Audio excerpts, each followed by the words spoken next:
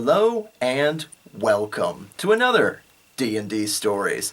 I am your host, TheWriter. This is the show where I sit here and regale you with all the tabletop gaming stories and remember when something cool happened. So we return once more to the campaign of Oceanrim, and we are hopping over to a new character today who was a little controversial at the time, in a different way than Mattias the Prowler, known as Alzack. Now, Alzack, and again, remember, we're doing an Avengers Assemble sort of thing with Oceanrim, where we everybody kind of gets their own storyline and then they come together later.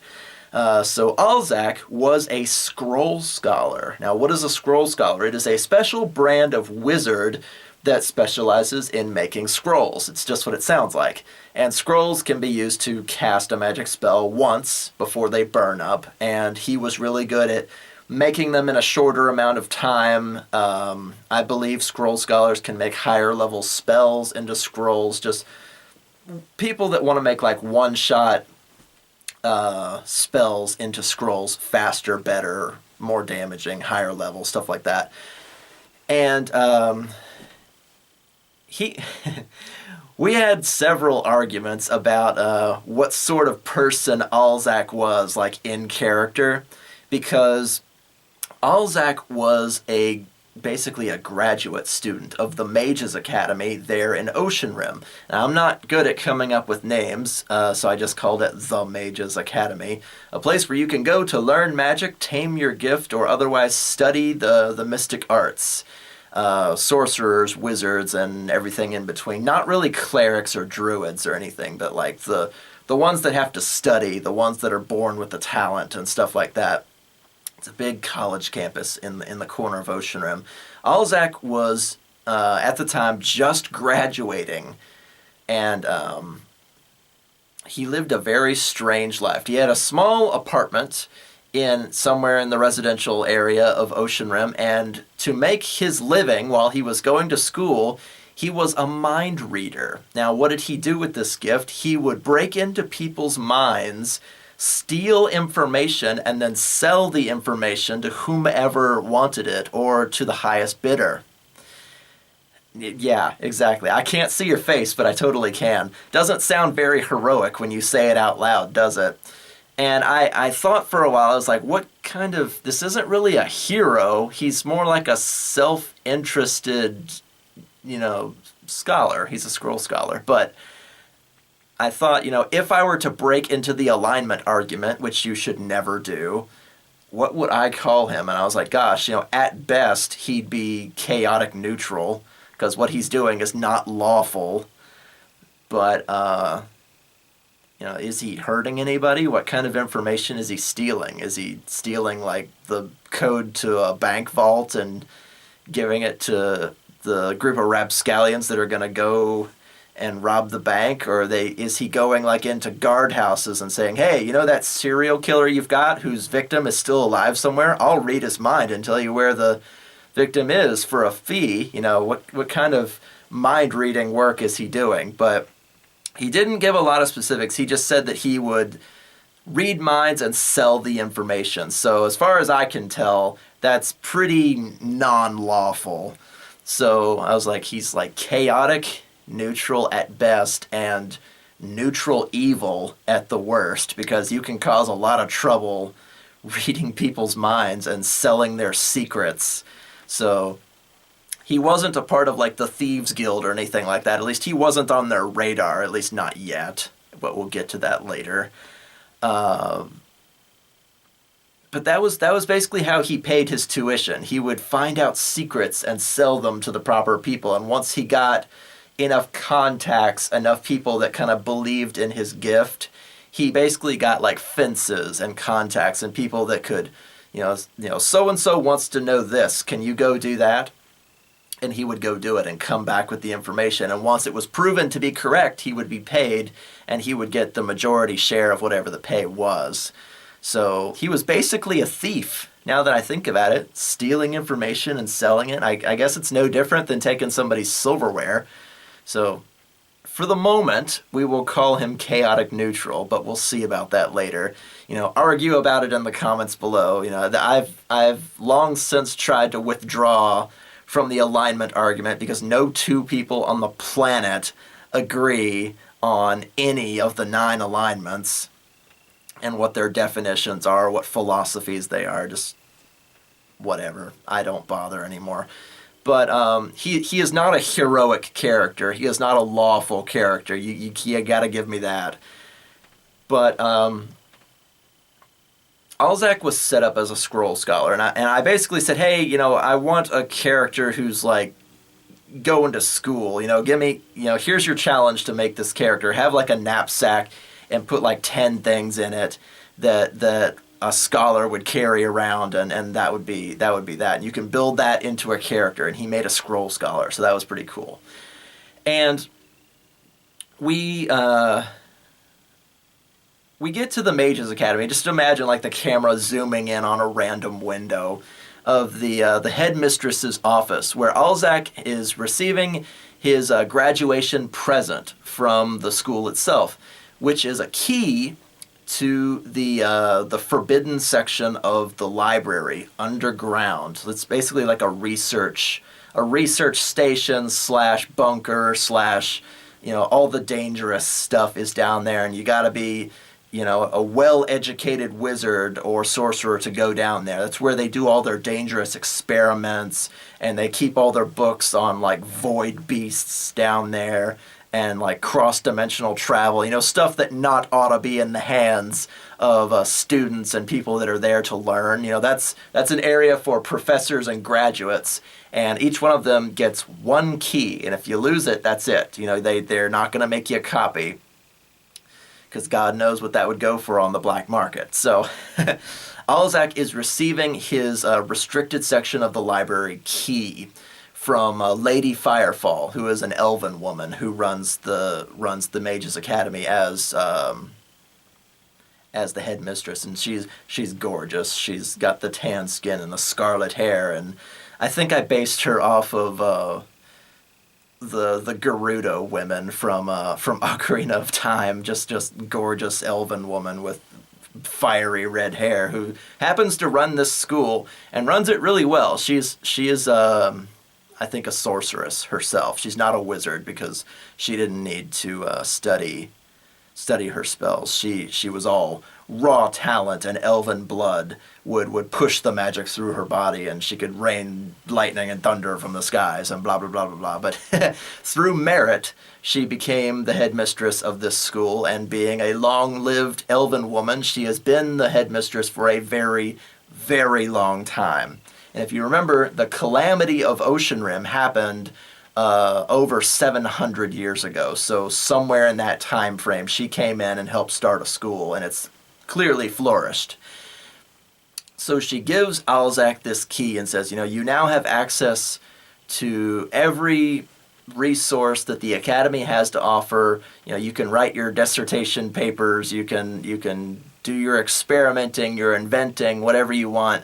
There's a vast amount of resources, way down underground beneath the school. So, well done, good luck. I see you've still got your diploma there in your hand, that kind of thing. The graduation ceremony was several weeks ago, but he's a graduate. Now he can go down there and do all the cool magic shit he's been hearing about for 5 or 6 years. And he leaves Lady Firefall's office, and then he fucks off in a random direction. I was like, what are you doing?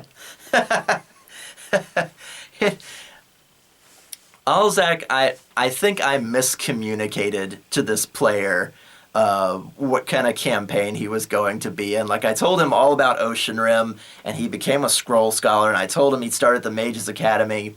And, I basically gave him a key and set him at the mouth of a dungeon or an area that needs a map. The secret, restricted, forbidden library of blah, blah, blah, Mages Academy.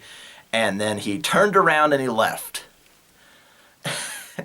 You ever play Civilization 5 and you make a scout and they're supposed to explore the map for you, You move them around to discover what resources are near you, who your neighbors are, stuff like that. Or you can make the mistake of telling them to like auto explore, and they will just fuck off in a random direction and you will never see them again. It's hilarious. They just pick a compass direction and they run their asses all the way to the ocean, and then they turn around and they go the other way. God, Alzack was much the same, because as soon as I gave him this key and set him in front of this door and I said, okay, what do you do? He leaves the academy and goes out into the city to check all of his sources to see if there are any jobs to be done. And I say, well, no, not really. You've mostly been focusing on your Mage Academy stuff lately, haven't you? And he goes, oh, yeah, that's right. Okay, I head for my apartment. I was like, what is he doing? So he goes home, he takes a bath, he shaves, he eats, he does all this stuff. He goes to check another resource. Does anybody need me to use my mind reading powers to steal information from anybody so I can make a quick buck? And I was like, I roll it on fate, and I was like, nope, not right now. I was like, he spends like half an hour or 45 minutes just like running around in a sandbox that I have not built for him. I was like, I don't have a map of Oceanrim. I don't have anything. It's like he wandered off the reserve before he even entered the reserve. It was kind of funny, but he spent like 45 minutes like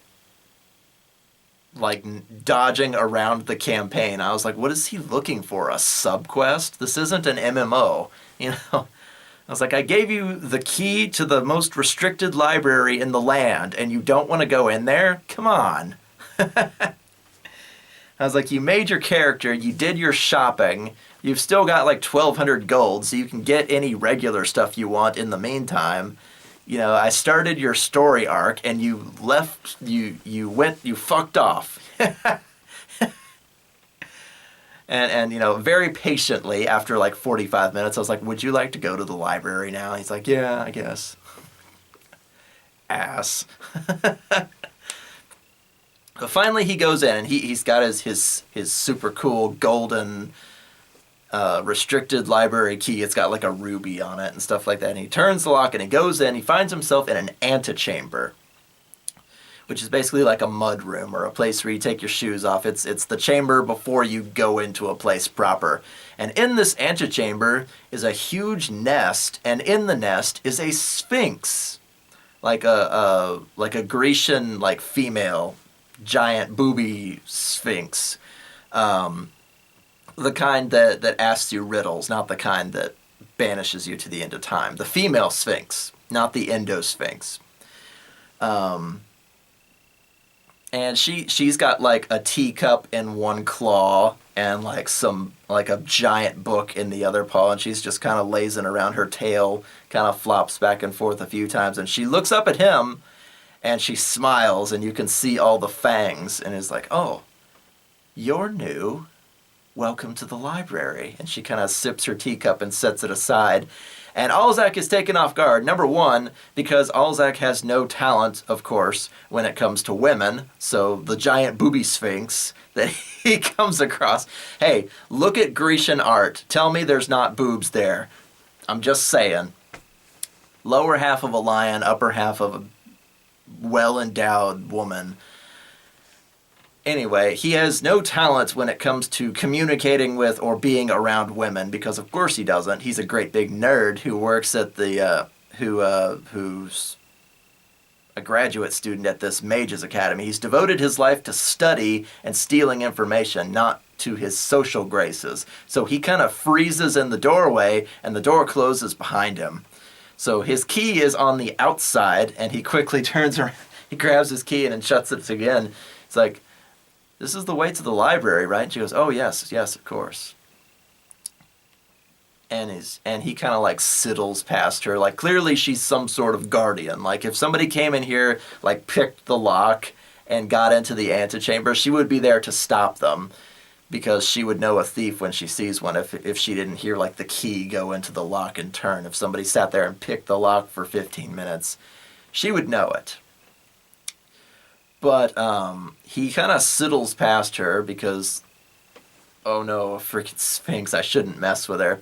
And he goes up to the next door to enter the library proper and finds that that door is locked as well. And he tries his key, and his key doesn't work. And he becomes aware that this Sphinx has appeared behind him out of her nest. And he turns around and he looks up and he's like, he's just flat tone. And he goes, did you need to get into the library? And he's like, yes. He's like, well, why don't you answer a riddle for me? And he goes, okay.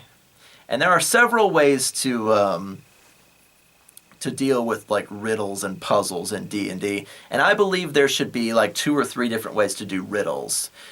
Number one, your party or your adventurer might already know the answer. And if they do know or figure out the answer, they should be rewarded for it. Excuse me. Or if they have to like roll for it, like, I have no idea. Knowledge arcane, and they throw the d20. If they get it high enough, then yeah, you basically have to give it to them. But if they didn't answer it verbally, if they're just using the dice, then no reward. That's just kind of the way I do it. And she goes, all right, well, here's your riddle or your question or whatever you like. It's, what sort of weapon uses the part of an animal's corpse to make sure that it works properly?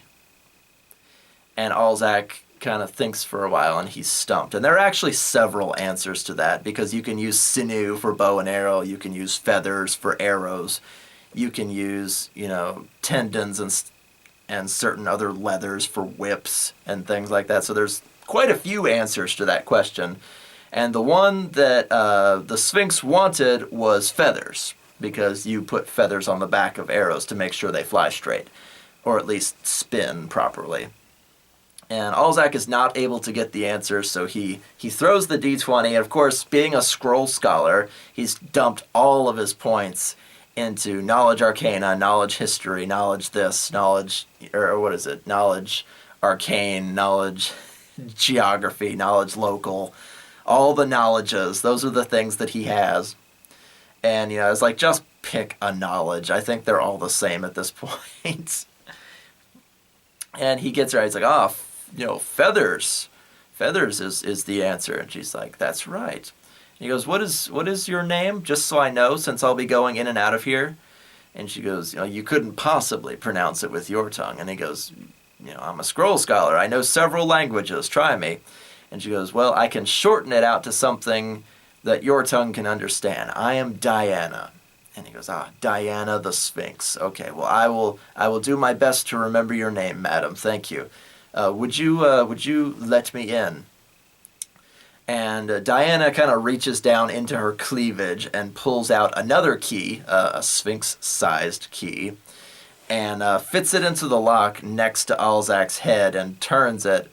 And then as soon as she turns it in the lock, it appears about her neck on a necklace. So as soon as it gets used, it comes right back to her. So there's no stealing it. And Alzack kind of thanks her and goes in, shuts the door behind him, and finally, he goes down this wonderful wide set of stairs that's got crimson plush carpet, and he goes all the way down into the library proper, this massive cavernous room with gorgeous floors and giant bookcases and plenty of study tables with oil lamps that are all lit, and ever-burning torches. There are not ever-burning torches, God. Bioluminescent torches. It's basically like a jar with a glowing mushroom inside that's on a stick, so there's no fire in the library. And all these wonderful commodities that keep the room cool and well lit and suppress any sort of heat that fire might break out and stuff like that. And he looks around, he's like, look at all this stuff. It's like a kid in a candy store. There's troll skulls on the shelves, and there's a jar of like raven eyes that are following him across the room, and crystal balls and cauldrons and sconces and little labeled bottles that say like virgin's tears and all kinds of weird stuff that he has no context for, but there's just stuff everywhere. 90% of it is books, but there's just stuff crammed on all the shelves. And he goes to the librarian's desk, and he notices that the librarian is not home. But there is a big freaking blood stain where there should have been a librarian, and he kind of stops immediately and pulls his staff. And Alzack was very particular about his staff. I think it was like a Snapdragon, what was it, a Snapdragon fireworks staff or something like that. It's basically a magic missile staff. It's just, it shoots like spirits that are shaped like dragons, but they're basically magic missiles. And he pulls his staff out and he kind of looks around. Is like, the librarian should have been right here, but there's just like a stool or a chair that's been knocked over, and there's a big like blast of blood on the floor, and there's like a trail where somebody got dragged off to like a broom closet or something. And he goes and he checks the broom closet, like moving silently by now. He's like, this is clearly a combat zone. He's already just, bad shit has gone down. And he peers into the broom closet and he finds a dead halfling gentleman who's like dressed to the nines and looks, late Middle Ages, but he got bopped over the head and he's either dead or unconscious or something. Alzack doesn't have a lot of time to check over him though, because he turns and looks, and among the stacks and stacks and stacks of books are two lizard men. Or snake men, I forget. Lizard men, yes. And they're just like pulling stuff off of shelves and like flipping through it and like tossing things over their shoulders. They're making a lot of noise now that he's standing in this corner of the room. There's just like books laid out over the floor. They've got these big gnarly looking swords on their on their hips. And the other one has like a wand hanging on a hook on his hip. And Alzack's like, oh my god. And he, he's a scholar. He's not an adventuring, fighting sort of thing. He's got his staff, yeah, but that's for self-defense so he doesn't get mugged, on his way home at night. And he's like, okay, this is gonna be bad. So he's like, maybe I can sneak out and at least go get Diana or something like that. But as soon as he's kind of standing there, like thumb and forefinger, kind of thinking aloud, when both of these lizard men and then another one leans out, so there are three of them. All three of these guys spot Alzack just kind of standing there because he's wearing like bright green robes and he has glasses that reflect the torchlight and stuff like that. He's not exactly hiding. He's like, yeah, get him! And they throw whatever they've got aside and they pull their weapons and they charge into battle. I was like, Alzack, roll initiative. And they roll it off and Alzack goes first. What's the first thing he does? He kicks a table over to use it as a shield so he can't be seen, because one of them has a wand. And, this early on in a campaign, you might expect to see a wand of magic missile. And for those of you that know your spells, magic missile does not miss so long as you can see your target. You don't have to roll anything to hit somebody. You just roll damage. Unless you have the shield spell, and that's the only thing that really blocks it effectively. So, out of sight, out of mind when it comes to that spell. So Alzack fires, some Snapcaster dragons. I think that's what they were called. Maybe not, I don't know. I'm just going to say magic missile. He fires some magic missiles into the crowd as they're rushing at him. Manages to down one of them. And, they leap behind bookcases and behind desks like it's going to be a cowboy-style shootout. Just kind of pop up, shoot some magic missiles, duck down again. They take turns like shooting back and forth at each other. And so they're both armed with wands and swords, which is very interesting because, wands can get expensive, especially if you're starting at like level 5, level 6, because just in general, they're expensive magic items and they can be used up, so it's not good. And they shoot back and forth until finally Alzack manages to down all three of them. And he's like, okay, we are under attack here. I better go get help me. Oh, damn it. He turns back around and dashes through amongst the stacks thinking he's going to find like a fellow scholar being attacked by the lizard men. But what he finds, 20, 30, 40 aisles of books back is a young woman under glass on a pedestal, like banging on the glass. Help, let me down. Those lizard men are running around everywhere. He goes, did you see any other lizard men? He goes, yes, there's, 3 or 4 more. They just dashed past me. Let me out, let me out. This is one of the traps that keeps the library safe. It encapsulates the person who trips it, and they stay here forever until one of the librarians let them out. Break the glass, let me out. Alzack is immediately suspicious because she's up on a pedestal, like a big Grecian pedestal, this young woman. And there's a plaque in front of her, and he leans and he reads the plaque, and it says, "Air Elemental, do not release." It's like, I caught you there. So he catches this creature in her lie, and as soon as he says that he does, she kind of bursts into like a misty mist that is still caught inside the glass, but he leaves her there because, releasing an air elemental into a place like this library would not be a good idea. So maybe she was on display, maybe she was bound there. It's hard to tell. It's like a djinn. She was contained, and he wasn't about to move her anywhere. So Alzack kind of came to realize that Lady Firefall was not kidding. There was some dangerous stuff down here, and I did map a grand portion of this place, and I immediately ran into the beeline player.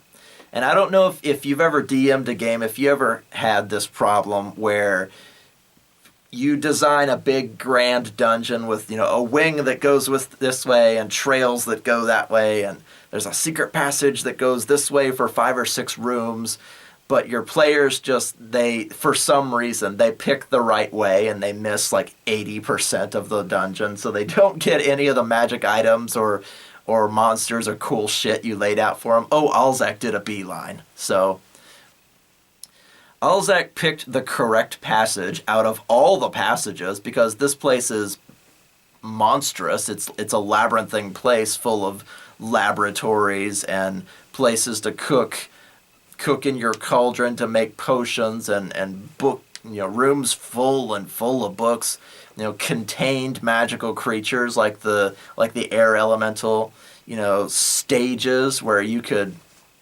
show off your magic shit in front of your peers once you've finished inventing it or perfecting it down there in the library. Experimental rooms with like blast-proof walls where you could try your dangerous shit and not hurt anybody. Alzack missed all that and beelined for some reason. Like, he didn't have a map. I didn't tell him where everything was, but he beelined straight into the correct hallway and found a series of doors. And he's like, there's so much going on here. It's like he's already kind of hurt because of the battle with the lizard men.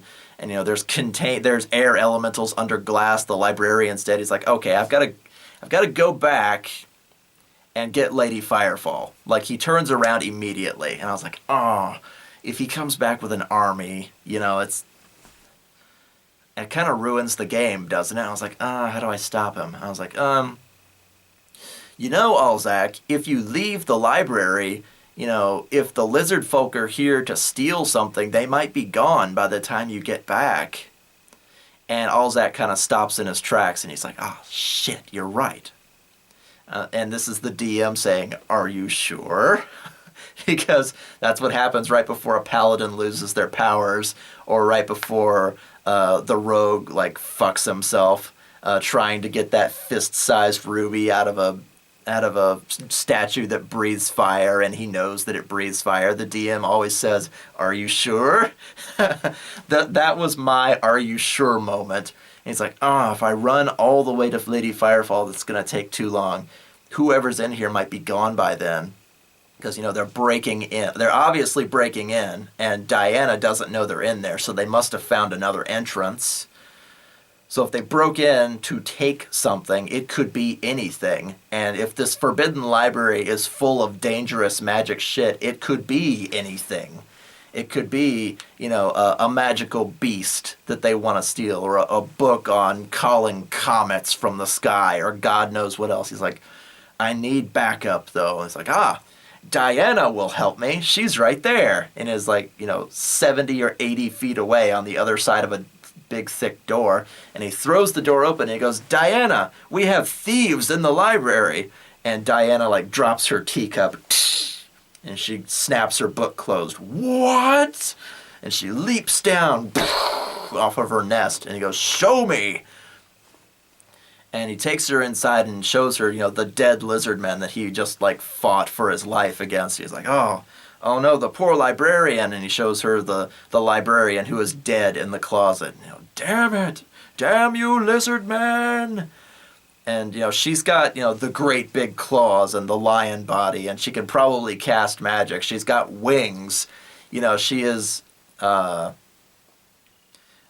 force to be reckoned with. So now Alzack and the Sphinx team up because, he's by himself. He doesn't have a party. If something gets into melee range with him, Alzack is kind of fucked. So I let him have it. It's like, you've got a Sphinx to kind of tank for you now.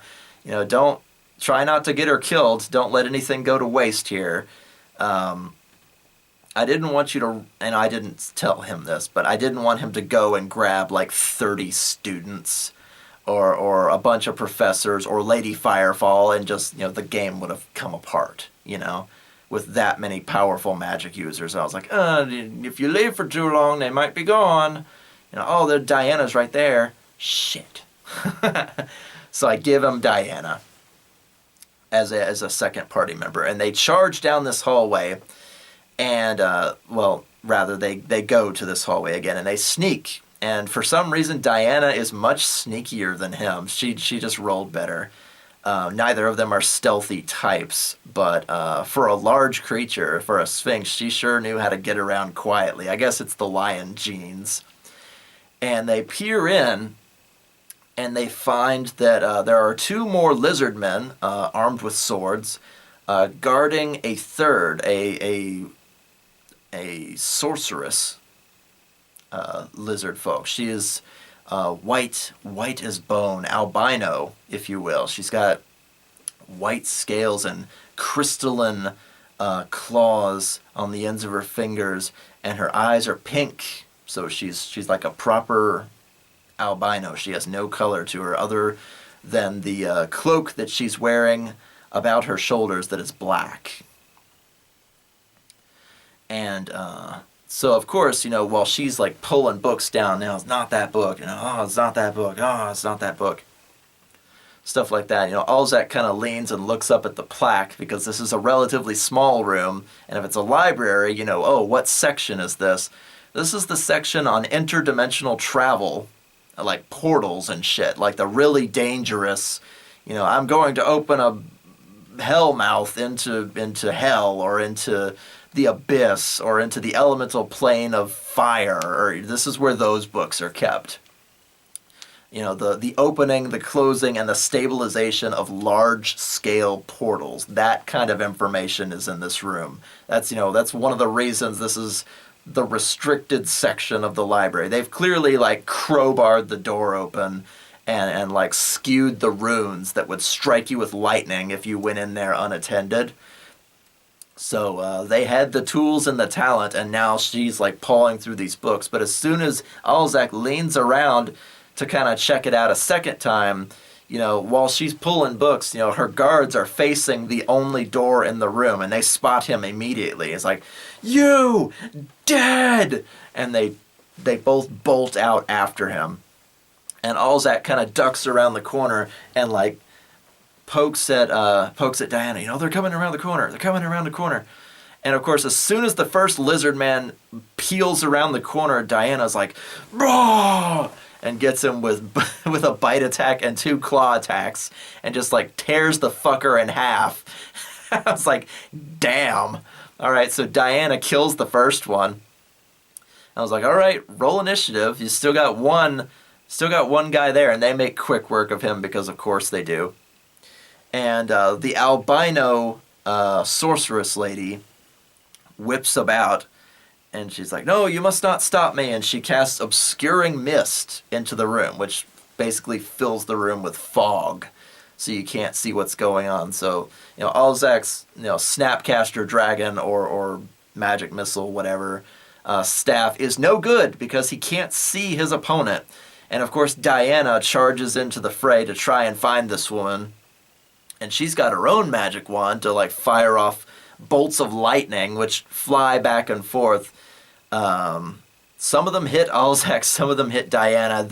They tear the crap out of each other, and Alzack just kind of hangs back because he's a cowardly nerd, and he, fighting and battling is not his thing. That's Diana's job, to keep ne'er-do-wells out. It's not Alzack's job, so he backs up like the weenie that he is. And I kept wondering, I was like, gosh, does Alzack have any scrolls on him that would do damage? Is it just his staff or anything like that? Apparently he didn't have any scrolls prepared for battle, obviously, because why would you expect that? It's your graduation day. You're going to go visit the Forbidden Library. You're not expecting to wade into war on that day. And finally, the obscuring mist kind of goes out, and they boil out into the hallway.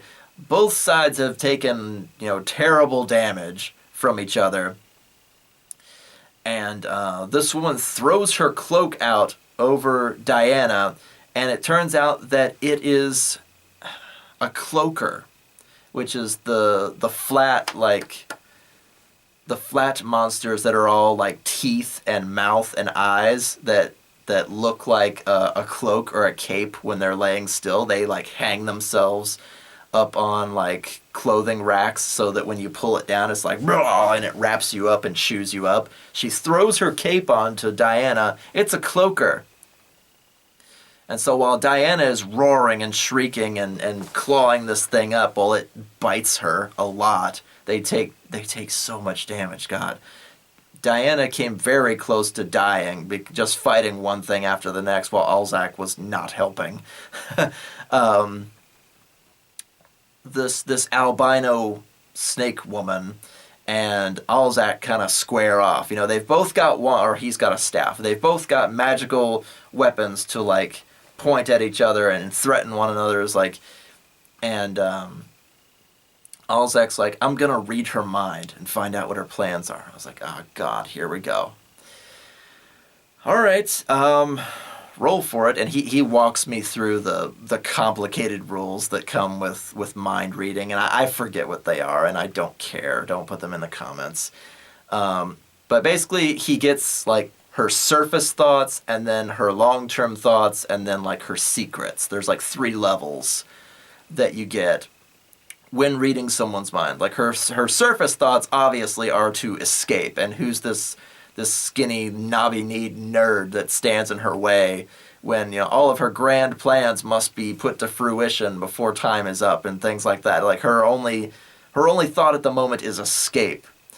But then Alzack deals a little too deeply into her mind, and this is why I hate mind-reading characters. Finds out that she is stealing a book about portal destabilization and establishment. So like great big portals, how to hold them open and how to close them. That's the book she's there to steal, like on a grand, like mile-wide scale, the great big ones that gods come through. And Alzack's eyes kind of widen once he kind of sees into her deepest thoughts and gets a glimpse of none other than Great Lord Cthulhu, like a picture that this woman has seen on a page. And he goes, oh my God, this is a Call of Cthulhu campaign. He's like, I can't let this woman get away. And as Diana is shredding up the cloakers, like, we can... The woman is kind of like brandishing her wand at him, and while he's brandishing the staff at her, is like, we can end this one of 2 ways, with, death and blood, or you can let me go, and we can part ways. Like, I'm not letting you get away without that book. And she's like, obscuring mist! Ah, oh, damn it! And he fires, the magic missile into the mist, but you can't hit something if you can't see it with magic missile. and she tears what's left of her cloak away from Diana as she runs by through the mist and out the door. Both of them give chase, and she charges all the way down into a hallway, into like a broken open section of the wall. This is like where they broke in from, like an underground dug out portion that leads to water. And they've got her. She's got a big pool of water behind her, and the library, Diana and Alzack are in front of her. Is like, there's no getting out. There's no way you're going to be able to swim that far. And he's like, you underestimate Serpentara. And she throws her cloak about herself, and she leaps into the water where some dark shadow is waiting for her. And Alzack rushes to the water's edge, and Diana does too. And they look down to see a gigantic kingfish that is covered with spikes on the top and covered with tentacles on the bottom. This monstrous creature from beyond the stars, or beyond the portals to the elemental plane of water. And like a steed, it carries her away through the water, and she's got the book under her arm, and she gets away. She is gone. And Alzack's like, oh, God. And, he looks over at Diana. He's like, Diana, we have to tell Lady Firefall what's happened. We've been robbed, and from what I read in that woman's mind, things are about to get worse, like a whole lot worse. So, again, straight away, when you've got a character that can read minds, is like you can find out exactly who the bad guy is, find out exactly what their plans are, find out exactly where they're going, what they're doing. I hate that. It's like being really lazy in the narrative sense, or like, I don't know. It's just me complaining about player agency. Oh no. But this woman who calls herself Serpentara gets away. All of her guards, or all the warriors, the lizard men that were with her, were struck down. So they're all dead except for her, but she got away with the prize. So it's going to suck to be them pretty soon, because if Serpentara is going to open a portal a mile wide right next to Oceanrim and allow, great Lord Cthulhu to come through and drive everyone insane and pull the city into the ocean, it's going to suck to be them. So he can only hope that Lady Firefall will know what to do. So he and Diana are like bruised and bloodied and beaten, because they've been fighting all these guys and her, and she knew magic, so that made it even worse. So they're kind of hanging on by a thread, and they kind of just like slump against each other. Like this could not have turned out any worse than it did.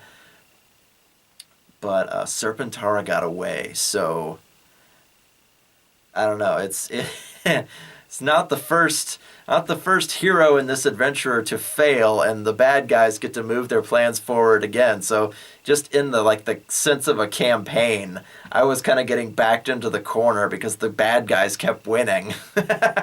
So obviously he takes Diana back to her nest, and he sends healers her way, and he goes to see Lady Firefall right away, to let her know that the restricted, forbidden library under the Mages Academy has been plundered. It's been robbed, and what this woman had on her mind with the treasure that she stole from it. So that is where we stopped, and that is where I will stop for today. So I hope you enjoyed that story, and I will see you guys on the next D&D Stories. Keep gaming. Hi guys, T here. Remember to hit that like button for me on your way out. If you'd like to see artwork and maps from my gaming table, check out the D&D Stories Facebook page. Also, I have a Patreon if you'd like to toss a few gold pieces into your humble bard's hat. Links in the description below. Keep gaming!